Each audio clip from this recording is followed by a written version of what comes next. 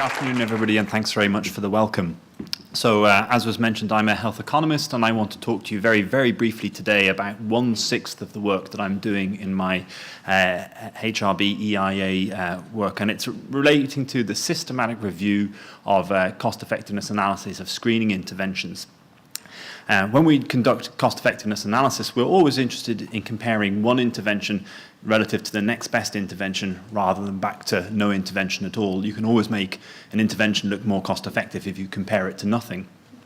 This is very important in the case of cancer screening because typically we simulate a very large array of different cancer screening strategies of different screening intensities, often by varying the interval between screens. And we have to choose carefully what strategies we compare to each other to get the right estimates. And importantly, when we're doing this work, it's an analyst who chooses what strategies to compare. So it's in our gift as the modelers to choose which strategies to compare. So the work that I'm doing in the EIA is building upon some work that I did as part of the Survivor Research Consortium, which works on the prevention of HPV-related cancers in Ireland. And it was a paper I published in 2015 that reviewed the cost-effectiveness analysis of HPV screening in cervical cancer prevention.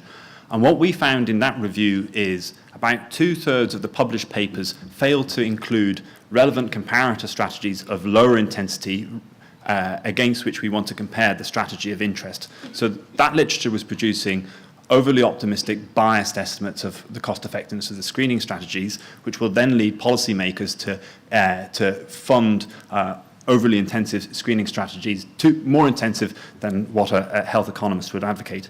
So what I'm trying to do in the EIA is to take this insight that we see from the cervical screening literature and apply it in other cancers to see what else is happening. So I'm looking in the breast screening literature, the lung screening literature, and the colorectal screening literature.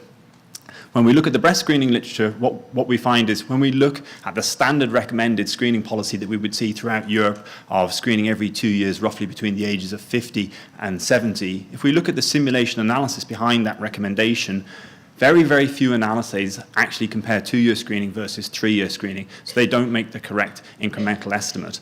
So that means the estimates that we get are biased and they're wrong. Now, that doesn't mean that breast cancer screening isn't cost effective. It just means that we don't have good evidence to date that it is. So we need to go back and revisit that simulation work, and we need to go and do it again.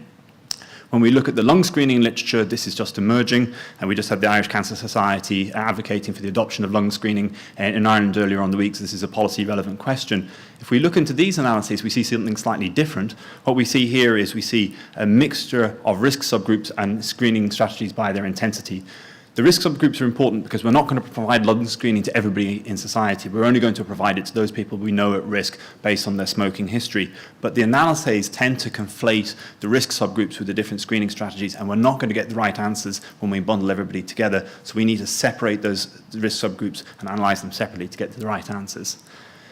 The colorectal screening literature is very interesting. What we find here is not the problem of the omission of insufficient, less intense comparator strategies. We find the omission of more intense strategies that might have been optimal. So lots of CEAs don't include screening every year. And I've done some interesting work with a researcher, Ethna McFerrin, based at Queen's in the north. And Dr. McFerrin and I have found, well, actually, cancer screening in Ireland would probably be cost effective if we were to double the screening frequency from screening every year to screening every 2 years up to every year, and also with a much broader age range. So we would need to invest a lot in our endoscopy capacity.